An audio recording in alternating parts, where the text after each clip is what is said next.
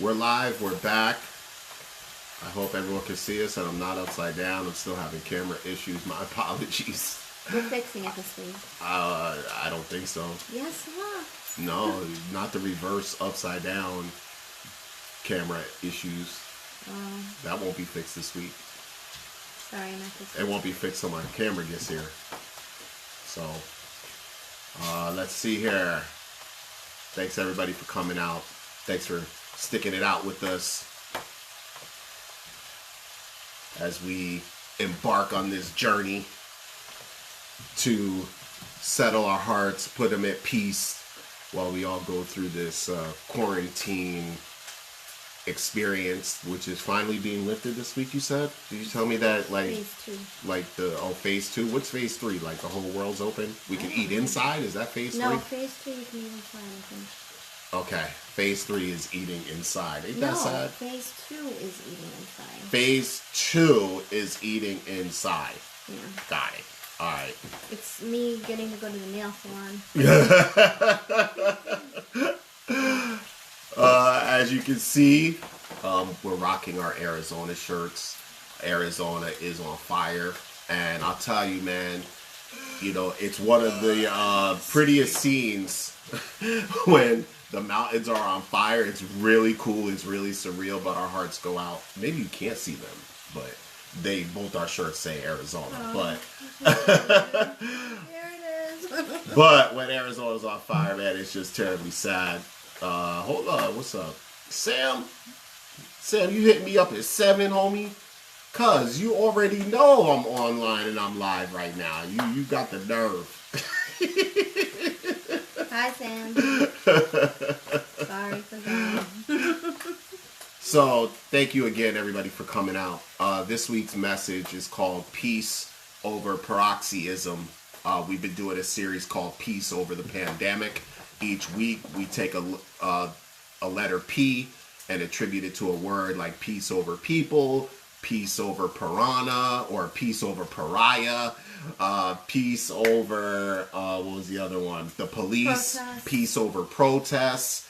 And this week we're doing peace over paroxysm. So paroxysm is basically rage. Paroxysm is a violent outburst or a fit of a violent action or an emotion. A severe attack, a sudden increase of intensity, usually occurring periodically as well. And no doubt in the time that we are experiencing, people are experiencing utter rage, anger, pain, whatever it may be. In all these cases, it is hurting us in a lot of areas, and we want to find peace over these things. So I see you, Sam. How you doing, man? I gotta actually find the chat window where that I'm missing, because it seems like people are chatting, but I can't see it. Hi, Jennifer. Hi, Jennifer. How you doing? I don't know why I'm missing like all the chat messages now. I don't know Maybe it's on the live one that you're the like the regular live one, and then there's a watch party one that's starting. So anyway, understanding that, getting back to the study. Thanks again for starting out with us. Now, when I began ministry, when I began teaching in the ministry, I began training in the ministry, I was taught to keep personal things personal, especially when it comes to the pulpit. You don't necessarily want to expose everything that you've ever felt or ever did. And you want to keep certain things personal. But we'll come here and we will share our experiences. And most of the time, we add enough detail in order to fill in the context of that experience. And for the most part, the details help to set the framework so that you can insert your own version of your own story, so that when you see how God helped us get through a situation, maybe you can apply those things to your life and get a bigger blessing from God in whatever situation that you're going through. And for the most part, if you listen to our videos, I've oftentimes referenced that I went to war with God. About 3 years ago, I just went to war with God, and I was spiraling down the abyss of my own hurt, my own pain. And I'll say it, it was over racism. And being able to give messages on Sunday evenings are really what saved me in a lot of ways, because I couldn't preach it, I couldn't teach it, and then not allow it to be reached in my own life. I couldn't not reach it, meaning I had to practice what I preached. And if I tell people I can do all things through Christ, or I tell them you can do all things through Christ, Philippians 4:13, well, I have to live it out for myself. So meaning I can't just believe it for you and not believe it for me when those things happen in my life and I say I don't want to get out of bed. So that's what Sunday evenings were for me for a long time, was a lot of therapy to build myself up. You're great. And I knew from the moment my situation started that God spoke one time on the matter and he wasn't going to speak again. I knew that there was something new happening, but I wasn't ready to accept it. And all he was going to do was prove himself to be mighty in my life. That was it. He spoke one time and he was like, yo, you're basically going to have to wait for me to prove that one time to be true. But I wasn't mature enough to handle something like that. I don't even think I'm mature enough to handle something like that now. But in the situation that I was going through, one Sunday evening, there was a guest speaker at our church by the name of Pete Scalzo, and I will say him by name because you should hear his name, and if you ever get to go listen to his videos, they're absolutely incredible. And what I was going through, I needed to hear from Pete that, that was the right message for the right time. And what was going on in my life, a lot of people would deem to be a midlife crisis. Although there's no clinical diagnosis for it, it was a midlife crisis. I built myself up into something for 25 years and I didn't want it to be stripped down so that I have to start another 25 years of building and get right back where I was at 60 to be where I was at 40, so to speak. So just to kind of play with the numbers. So anyway, when he came in, what he said was, now what you need to know about Pete is this. He himself is someone that's been living with cancer for 15 years. 15 years battling cancer. And since his diagnosis, all he's had to do is fight this thing at an unimaginable level, to an insanity-driven level of fighting. But he has so much peace. And what he had said is he had created a journal to where he could be raw with God. He can write down his feelings. He can write down his raw emotions and just get it all out on the table between him and God. And so I too, at that point, created a rage blog for myself. Okay. I just began to just write stuff down, exactly what I was feeling when it came to me and the issues that I was going through with God. And he described his anger and rage like nothing I had ever heard before. And if you were to put it into the context of what's happening in the streets with everybody marching to City Hall, whether it's marching in peace with signs or marching in peace with guns at the City Hall, demanding change for whatever reason right now, multiply that by 10. That's what he was describing.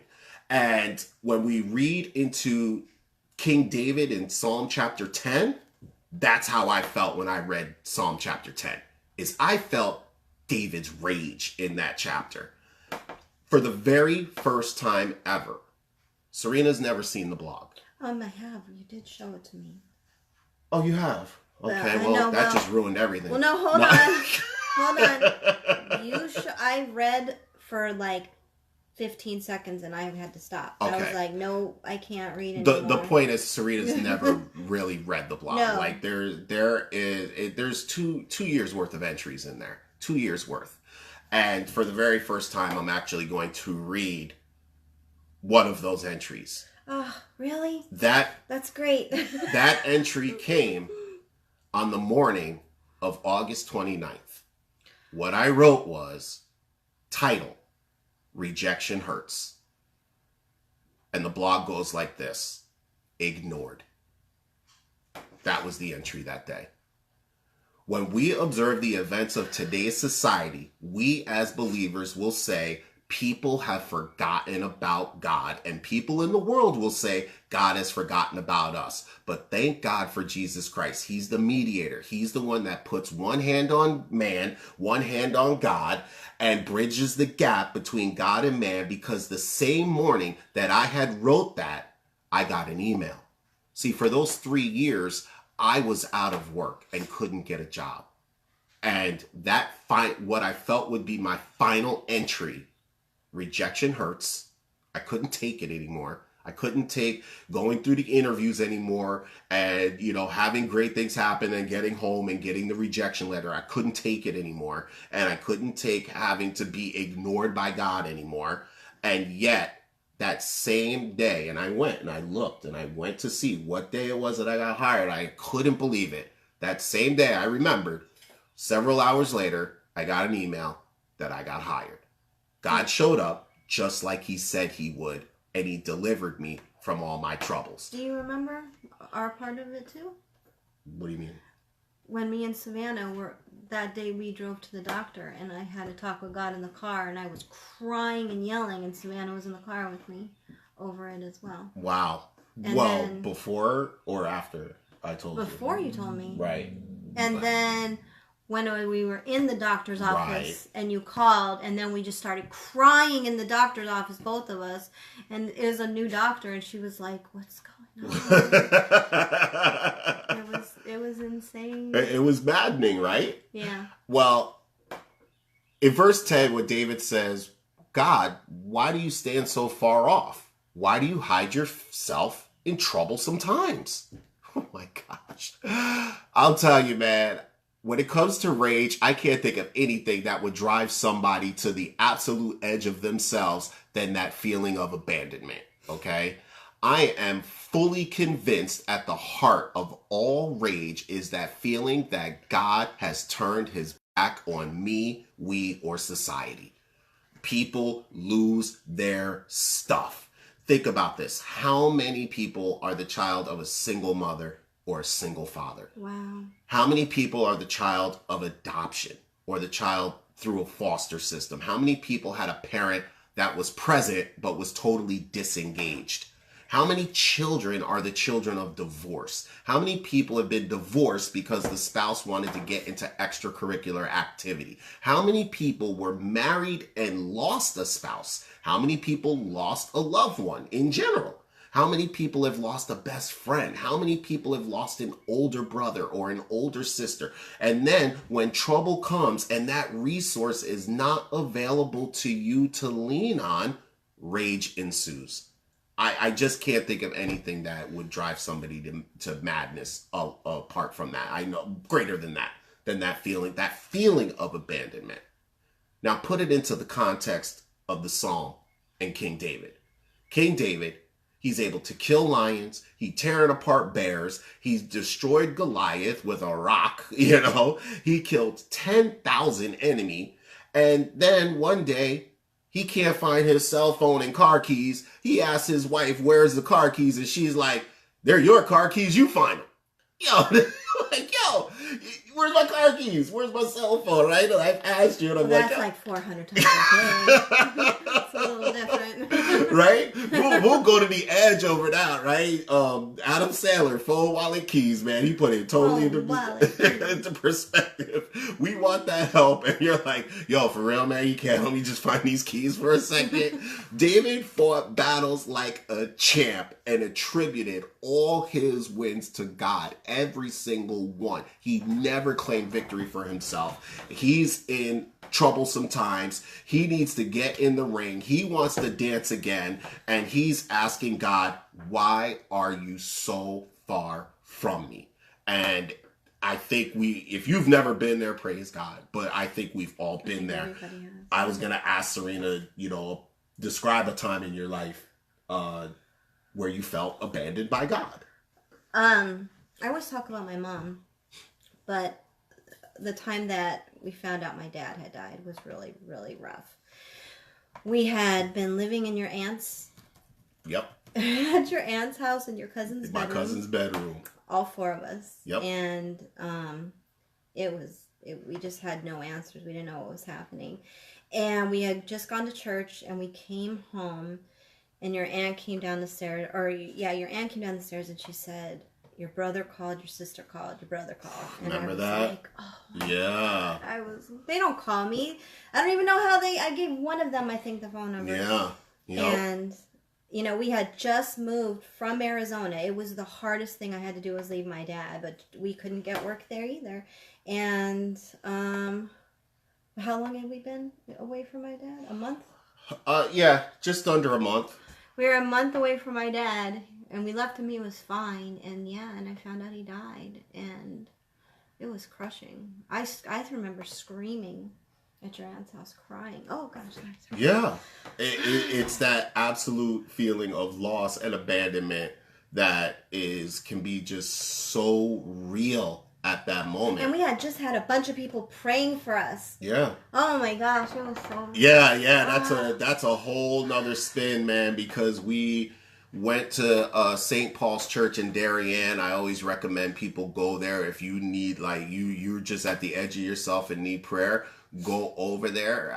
I would assume they're still in the good graces of, you know, performing God's will. The people in the church were beautiful. And the people there, man, when I tell you, these people went and matter of fact, it was recommended to us that I call like a second mother. She said, go see my peoples over there. So we went over there and visited them, St. Paul's, Darien, and we told them what was happening. They laid hands on us. They were speaking in tongues. They prophesied, and they said, well, I'll never forget it. They said that this time next year, your tears will be turned into joy. And we got home, found out her father passed away, and I was like, these people are absolutely batty. Batty. I was like, yo, that was the worst thing ever. It was and so sure bad. enough, a year later is when we pulled in. We were working with Cypher Sounds. Oh, sure. At that point. I mean, yes, we ended up getting our own place Yeah. and stuff a month later. Yeah. And everything. Like, everything broke for us. So now David's at the point of saying, God, you did all these things in my life. Where are you now? And I'm telling you, we've all been there. Now we're doing King David's Rage Blog, Psalm chapter 10, verse 2, live. Thank you for coming out. The wicked in his pride does pop. Okay, now he's talking about the wicked, right? The wicked in his pride persecutes the poor. Let them be taken in their devices that he's imagined. The wicked boasts in their own heart's desires. They're blessed by being covetous. And they're blessed by people that the Lord hates. The wicked, through pride and countenance, don't seek after God. And God's not even in the wicked person's thoughts. Now, Serena and I have watched a lot of Sopranos. We were at one time very close to the streets. Serena, where do you land on the argument of rat or snitching? Whether you witnessed something you weren't a part of, or you were a part of something, but you go on to snitch your own skin, save your own skin, you know.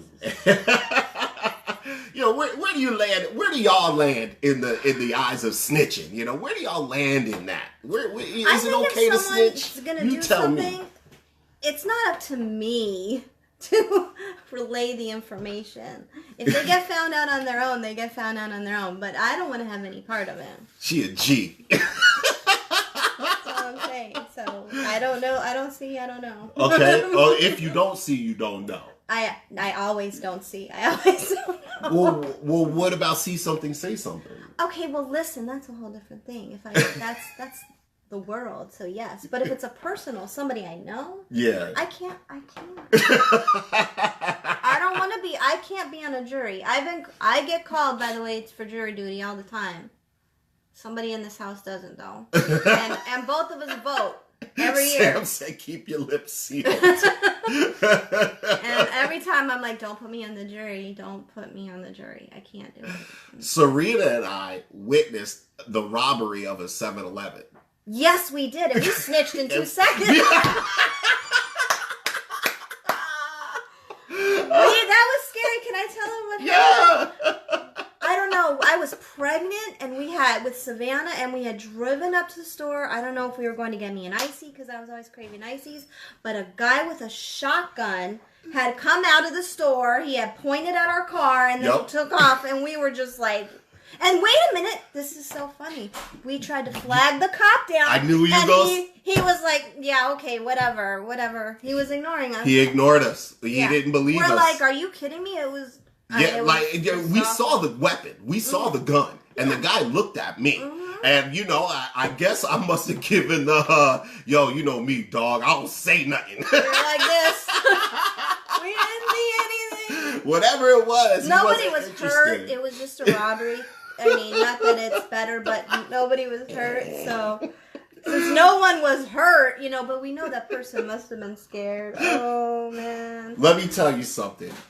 King David just started snitching.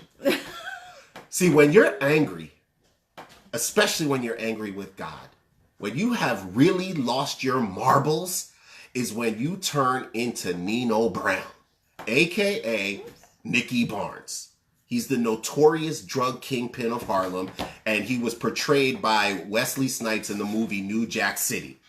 He gets on the witness stand, and what he does is he points out his accountant, Kareem Akbar, real leader of the CMB. He goes, I got a list of names in my pocket of the entire organization. If I'm going down, I'm taking everybody down with me, right? That was the best, my favorite part. Now, in the real life version, Nicky Barnes was in prison at the time.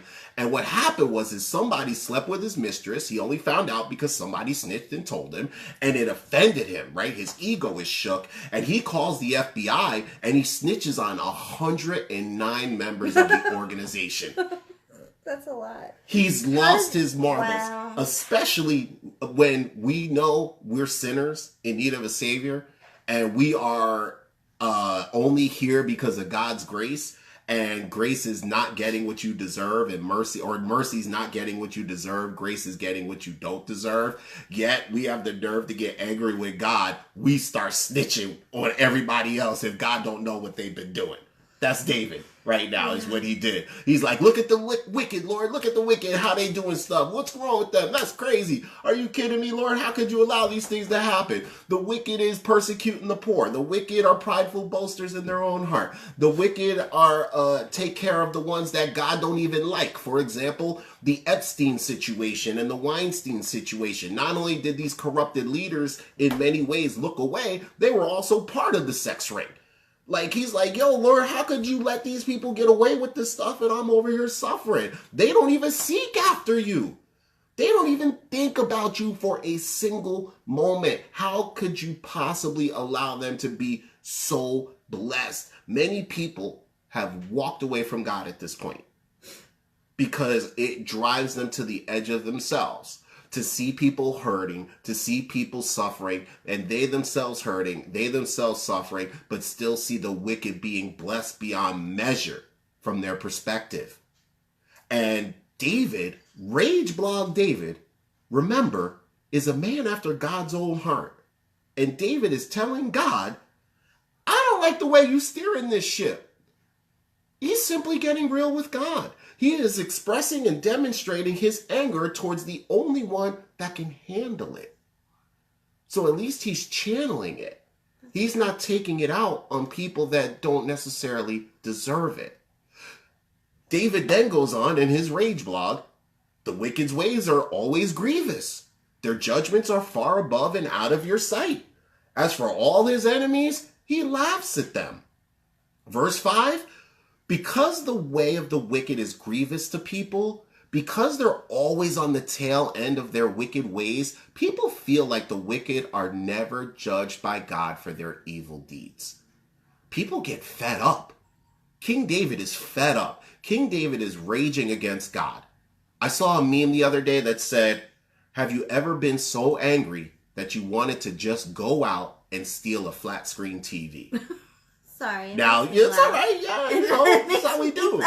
It made me laugh, yo. Because the meme was basically mocking the violent rioters of our day right now that are going out and destroying people's personal property. In my opinion, to go out and absolutely be destructive to someone else's property, it's because you're tired of beating yourself up and it wasn't enough. And so now you want to take it out on the person that ain't around. So you're taking it out now on whatever is around. Yes, and don't get us wrong. We know that there are some people that are just doing it for the fact that they're just wanting to do it. It's not just those people. Absolutely. Well, yeah, we understand that. But again, the people that are out there doing it just because they wanted to do it still are people somewhere in their life that are frustrated at something else, but they can't take out their frustrations on that person, whether they were turning the knife in on themselves by doing self-medicating or they turn it on somebody else. Sure, they're totally still lost. Yeah, so this has nothing to do with, like, you know, rioting over the situation. It's just the fact that no matter where you are in life, you go out and destroy somebody else's property, it's because you're angry at something. That's what I was looking at. So I got it. yeah. I agree. So what they're doing is people twist things. They're it's okay. I'm not worried about that. They're okay. So their frustration has hit DEFCON 4, right? That's a War Games reference from the 80s, and it's time to destroy some stuff and execute their own judgment is what they're doing. Yeah. Because like King David said in verse 5, God's not judging them. So, but let's not kid ourselves, by the way, in pointing out a culture of rioters and saying, how could they go and do that just because they're mad? Because people have stolen sticks of Fruit Stripes gum just because they felt they can get away with it. That's the worst thing to steal. But am I right? Yeah. Right? People have stolen way less. It's their feeling of control. Yeah, it's trying to take back control. Mm-hmm. It's absolutely trying to take back control of things that they don't control. Now, we had a talk about Fruit Stripe gum. Do y'all remember Fruit Stripe gum?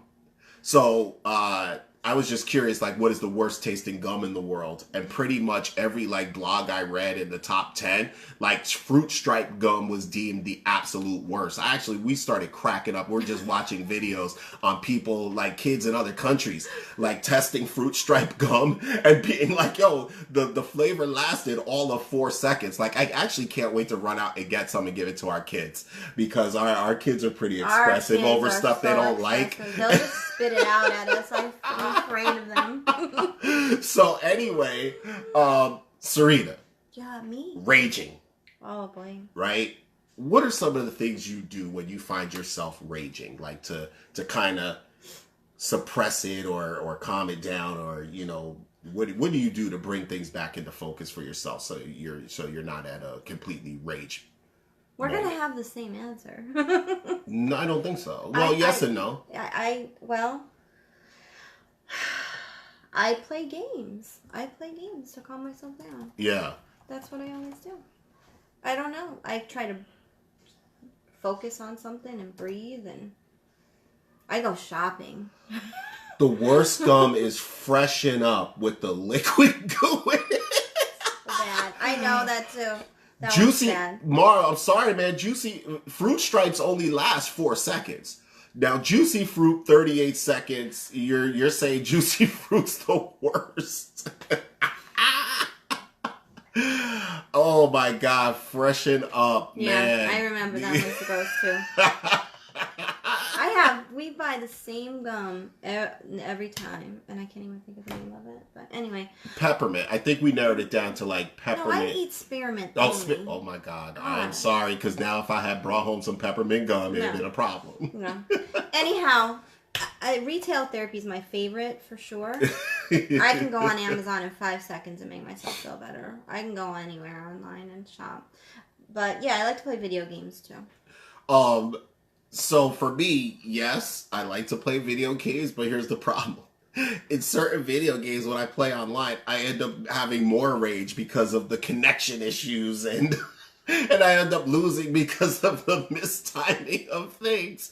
So when I find myself raging, I'm like, yo, I don't think I could just go play games because it puts me into more of a rage. It's horrible. Is that the only thing you do? I started running. Yeah. Running was one where when my rage was at the ultimate, I started running and walking and hiking and separating myself. But most importantly for me, I start reading and listening to God's word. I'll listen to the Bible, Bible.is, where it's just the audio Bible. That's it. I listen to comedians. You know, when I find myself raging, I'll jump into some comedians. I think there's a lot of different things I really do get into to handle it better. I think that when I was in Arizona, I mean, I can do it now too online, but I would put on Pastor Rob too, for sure. Definitely. That was always great for me. So, David, again, Rage Blog, verse 6, Psalm 10. The wicked has said in their heart, I will be moved. I will never be in adversity. So a lot of times people don't understand why the wicked are the way they are, or why they continue to be the way they are. And in verse 6, David references the justification of the wicked person's heart, in that they say to themselves, I will never face adversity again. So maybe they had faced adversity and they never want to go back. They're willing to do whatever it takes to never have to live like the people that they oppressed or suppress through their wicked and vile behavior. So let me give you a couple examples. Number one, I was raised as, don't dish it out if you can't take it. Right? If you can't don't dish it out if you can't take it. I wasn't raised like that. Yeah, and that's why you get hurt when we play video games, and then I start trash talking because I'm like, yo, no, you don't. Marvin will tell you don't want to trash talk with us. No, first of all, I trash talk very well. What the problem is you don't respond with any kind of emotion when I trash talk. You practically ignore me. That's trash talk. But I just see that's the game. But I keep doing it because it makes myself feel better. That's the game. Whatever. And then when I'm winning, I trash talk, and when it's like, sometimes wins. Sometimes. So now you know. Don't dish it out if you can't take it. And this plays out, unfortunately, like I've seen in nursing homes. I used to work in the nursing homes, and my father's in a nursing home. And you have there some people that are in the nursing home, and they're absolutely bitter because they are now living the life they lived when they were oppressing their own family members. Yeah. They're lonely now. They're separated now. They're isolated now. They have no visitors, no phone calls, because their entire life of raising their kids and being around family members, they manipulated them to no end. And this is why do unto others as you would want to have done to you is so important. Yeah. And the wicked are terrified because they never treated people right. So they have no confidence that in the end that they will be treated right. So they're attempting to buy their way into the ending of their choosing. See what St. Marvin said? Silence is a weapon of mass destruction in gaming. Yo, I'm going to let y'all chat on that while I continue on. Because I want to give another example of the person that doesn't want to be in the position that they've created through other people. And I would say in an abusive relationship, you know, and this really can be anybody that suffered an abusive relationship. And unfortunately, sometimes they turn deadly. Because there's a guy that's abusing his wife or girlfriend for years, and he's chipping away at her mental state. He's verbally abusing her. He's taking down her confidence. He's physically abusing her to instill fear. But when she can't take it anymore and has a fight or flight response, either one day to try and fight back or one day to just disappear altogether, he goes frantic and kills her. But when they get to court, this is the part that amazes me. He gets to court, and he's got notes from psychologists. He's got neurosurgeons investigating his behavior. He's got his second grade teacher writing notes. He's got gas station attendants writing notes saying, please be lenient to his mental health was a problem. Why did that guy go through all that? Because he doesn't want to live his life in be treated the way he treated his wife or girlfriend, because when he gets there, he's going to be abused. No matter what, he's going to be abused. That's what's going on when David's talking about the wicked. He's like, yo, these guys are just, you know, completely so bad because they never want to find themselves in the position that they were putting people in. The oppressors and abusers of today's society will never allow themselves to ever feel like the ones that they oppressed and abused.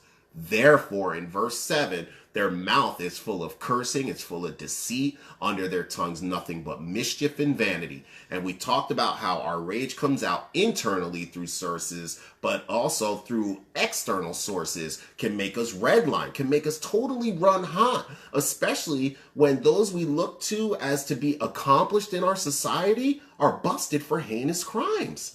Heinous crimes like the Me Too movement or the college admissions scandal. I'm not like putting them on the same degrees of heinous, just the same level. You know, there's different degrees to that, but it's on the same level of just, how could you? These people turned out to be total frauds.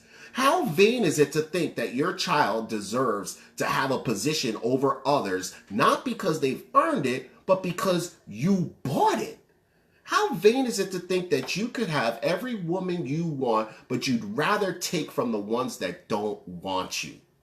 These people are full of deceit, full of fraud. They've got nothing but mischief and vanity in them. Verse 8 says he sits in lurking places, in villages, in secret places, does murder the innocent. Their eyes are privately set against the poor. Anytime an innocent life is taken, behind the scenes, in the secret places that most people never want to talk about, is that the act was already committed in their heart, long before it actually was performed. So we have in our laws murder 1, which is premeditated murder. There's people out there that have already thought it through in their minds. Now, yes, we have to look at it through the systems of the court, but God already knows that these people have already committed the acts in their mind long before they performed it. He knows everything about mankind. That's why I can put my faith and trust in God's word to be truthful in when he judges. Verse 9, they lie in wait secretly like a lion. They lie in wait to catch the poor. They catch the poor, and when they draw them into a net, they crouch, they humble themselves, and the poor fall by the wayside of the strong. So what's going on? David, first of all, I think he's incensed at this point. Like, that's it. Like, you got to be kidding me, God. These people are out here basically setting it up so the poor get trapped and poor get enslaved. And then the people that actually committed the crime take all of the shame from it. But the higher up people are the ones that are exonerated because they're like, oh, how could such a thing have happened? I didn't allow that to happen. It was those guys. David's like, no, you set it up. Those people set it up. I was so proud, sort of proud. I felt bad for this guy, but the most recent police chief totally resigned. He was just like, I want out of this thing. Yeah. He wasn't going to take just a humble position of, oh, I'm so sorry that they did that. He was like, nah, man, I want no part of this. And he just completely resigned.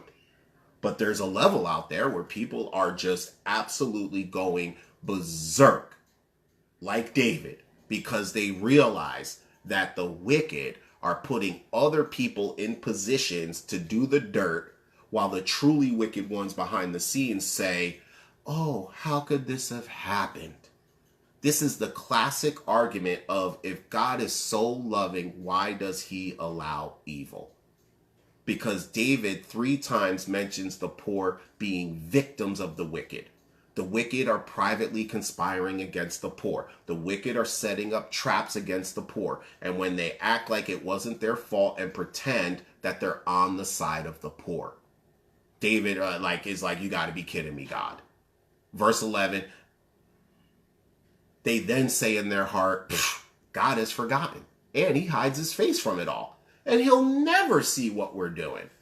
And in verse 12, David says, but arise, O God, lift your hands, forget not the humble. Where does the wicked contend with God? They've said in their heart, God's not even going to require it. He's like, God, they're not even afraid of you. And I often quote the movie The Usual Suspects. Okay? I hate that movie. Several guys pull off an incredibly amazing crime, and the police round up all the usual suspects. But there's a disabled guy, a crippled guy, and he's the last man standing in the group because all the other suspects are murdered. And the police ask the crippled guy, why did the leader leave you around to tell the story to the police? And what the guy says to them is that, well, the greatest trick the devil ever pulled was convincing the world he didn't exist. What the police didn't know and realize too late was that the cripple was the actual leader of the gang all along. See, once the devil convinced the world he didn't exist, the rest took care of itself. The convincing of the world of that God didn't exist took place. See, that's where it says in verse 12 that the wicked say, God's not going to require it because God doesn't exist. They don't believe. And God in his law says, you know what? Eye for an eye. The punishment should fit the crime. Life for life. So our society has the death penalty. But if you take the death penalty off the table, what acts as a deterrent to stop crime? If you take hell off the table, what acts as a deterrent to stop sinning in a dark world where only God knows what's going on?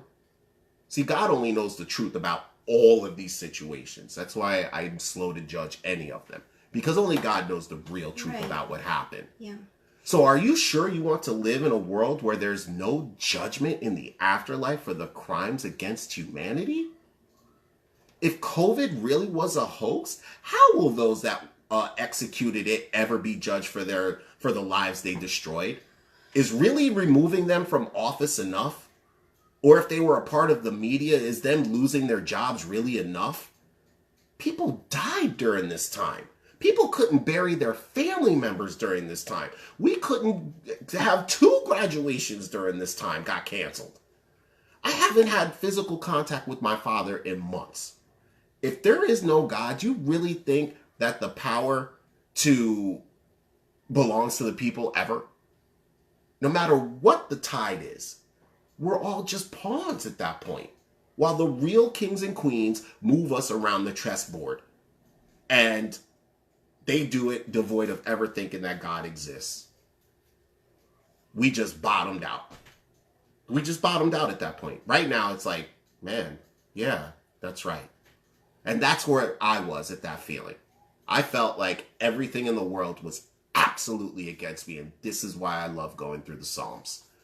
Because at the end of the day, David always finds peace and brings himself back to the knowledge of God and God's truth and finds peace for his anger.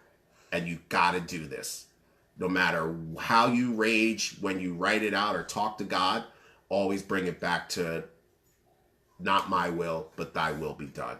Here's what David says, verse 14, thou hast seen it. You do behold the mischief and the spite. You will require it at your hand. The poor commits himself to you, and they are a helper. You are a helper to the fatherless. God will judge, and he expects all of these people to pay that debt in full. All of it. Everybody that's been warping our brains so that we don't know if we're coming or going, even to I'll just say it to my white friends that are ticked off at this time because all anybody can talk about is racism. Black Lives Matter, all that stuff. You're all upset. You know, you're not all upset, but there's so many of us that are all upset because this happens to be the important moment of the time period, but you've lost your job, or you've lost your job security, or you have a child that is ill. Don't blame African Americans. Blame the true criminals that have caused all of this to be put on pause. God is still watching. God is still taking care of you. It's not just that all of a sudden, African Americans are going to get tons of reparations and then nobody's ever going to remember that you have a sick child that needs help too. Really, truly rethink this. God is watching. He's going to work it out for all of us, whatever we're going through. He's the only one that can do it. See, yes, the media, whoever is focusing in and zeroing in on one thing. But if your hope is in government and the media to change things around, well, yeah, I can understand why you're lost. Because they can only focus on one thing. They can't get everything done at one time. But if you say, you know what, I understand that's the moment of the time that everybody's going through. And you know what, but God's not going to forget about me. Let's focus on that. I had to do it my whole life and say, oh, you know what, I'm just not important. I had to do it and wait it out. Verse 15. Break through the armor of the wicked and the evil man. Seek out the wickedness till thou find none. The Lord is king forever and ever. The heathen are perished out of his land. Lord, thou hast heard the desire of the humble. You will prepare their heart. You will cause their ear to be heard. Judge the fatherless and the oppressed, that the man of the earth may no more be oppressed. So, in closing, in light of what we saw, how we can rage against God in regards to our perceived injustices of God not being fair to man. Like God, where are you? Well, God rages over man's inhumanity to man. And his rage is poured out, and his wrath is poured out, and has been poured out on mankind. We saw it at the flood. We saw him do it at the Red Sea. He parted it and then swallowed up the entire Egyptian army. God's wrath was poured out on the nation of Israel. Moses went to the top of the mountain. Aaron was down at the bottom of the mountain, told all the people to create a golden calf, and they began to worship it. And he opened up a pit and swallowed up several thousand people died that day. Then there was people another time in the wilderness, the nation of Israel just complaining, just complaining. We've been there, right? We're complaining. And that's where you get the term snake bitten. When you start complaining all the time, nothing's right, everything's unfair. And so what God did is he sent serpents to bite the heels of everyone that was complaining. And then after being bit, if you didn't want to die, what you could do is Moses was going to take a serpent, the same serpent, and put it on a pole or a staff. And anybody that looked to the bronze serpent could totally be healed. That's all they had to do. Now, if you find yourself today enraged to the point where you're at the edge of yourself and you think you're going to hurt yourself or someone else, you can look at the cursed object that Moses lifted up in the wilderness and be healed. Jesus said, just like Moses lifted up the serpent in the wilderness so that man can look at the serpent and be healed, so I too must be lifted up. And if I be lifted up, I will draw all men unto me. And if that's you, snake bitten, and you believe today we truly lifted up Jesus, send us a direct message. We'll pray for you. If you've never accepted Jesus Christ as your personal Lord and Savior, we'll pray for you. The promise is that he will do it again. Okay? He promises that. He's going to take out unrepentant sinners. They're going to get, unfortunately, their just desserts. But we too, right, can avoid God's wrath. I was an unrepentant sinner. I avoided God's wrath by accepting Jesus Christ as my personal Lord and Savior. So, thank you for coming out. I pray you read over again David's Rage blog. I can't see anyone making it any plainer. And always remember, bring it back to Jesus. Serena, anything you needed to add in closing? No. Oh, cool. All right. Thank you, everybody, for coming out. Anybody got anything else to add in closing that, you want to break us off with something? You can totally leave it in the comments. You too, Sam. Yeah, Sam, I see you. I see you, John. Thanks for coming out. We'll get it all worked out, right? We all believe that God's got a plan on this. All right, y'all. So thank you for hanging out. Until next week, peace, be blessed, be a blessing, whichever comes first.